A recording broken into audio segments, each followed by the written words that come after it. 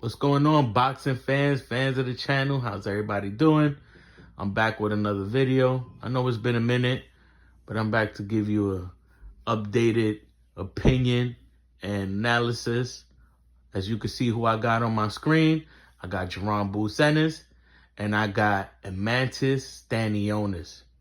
And this fight right here is for a title at 147. Both these guys have a belt.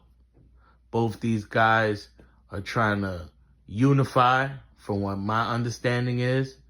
And this is an amazing fight. I could have made this video a little bit earlier, but I wanted to wait until after the weigh-in to see how these guys will look, their physique, if they look drained, if they look like they struggled up there, dehydrated.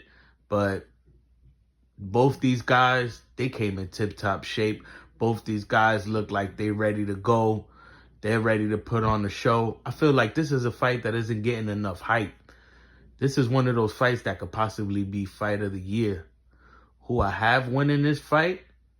I'm going with Jaron Ennis. Jaron Ennis has more tools in his bags.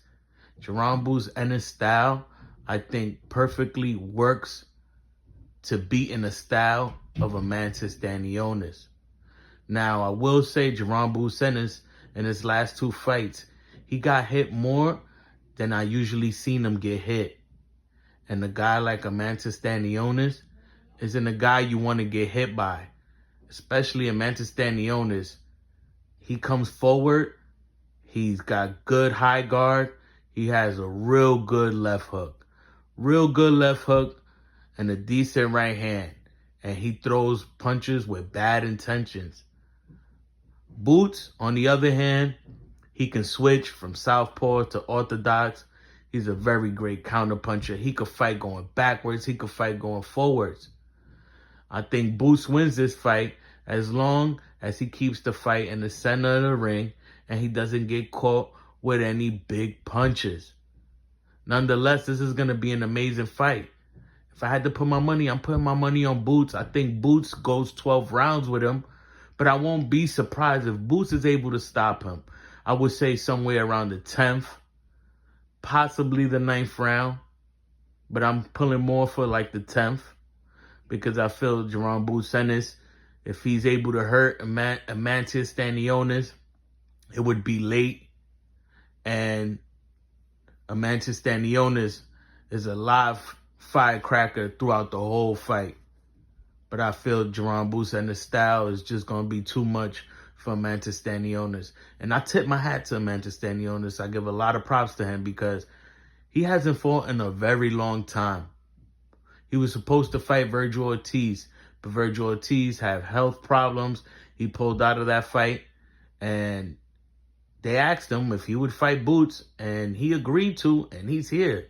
He's not scared of nobody. He's ready to take on the best opposition at 147. And I feel this is going to be too tough of a fight for him, especially for the long layoff that he's had to fight a fighter of the caliber of Boots. I feel like this is going to be a very good fight. It's going to possibly even be fight of the year. I could see Eimantas Stanionis possibly hurting Boots to the body if Boots starts to try to get too comfortable and wants to play the ropes like the way he has done in his last two fights and sit back on the ropes and try to catch punches. I think Eimantas Stanionis' best punch in this fight is going to be the left to the body. But I feel Boots, if he's on his A game, his best punch is probably going to be the uppercut. Because Eimantas Stanionis comes forward, high guard, and he likes to fight on the inside. Eimantas Stanionis likes to fight fire with fire. He loves to trade. And against a fighter like Jaron Ennis, that could be a real bad problem. You do not want to go in there, especially how Jaron Ennis could switch from southpaw to orthodox, and he likes to shoot the uppercut while he's on the inside, bobbing and weaving punches.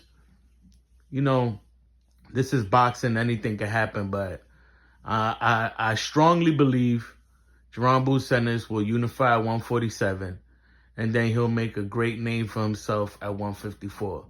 The fight I would love to see is Jaron Ennis versus Terence Crawford. And we possibly won't see that. I know Crawford has said in the past, Jaron Ennis doesn't bring nothing to the table. He hasn't done nothing yet.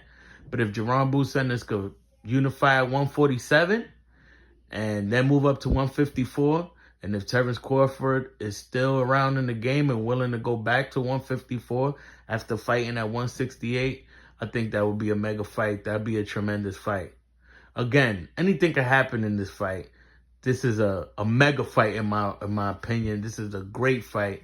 But I think Jaron Ennis' style is going to help him to get the victory. Thank you very much. Subscribe. I'm coming back with some more videos for you guys. Thank you. Subscribe. Hit the like button. Comment.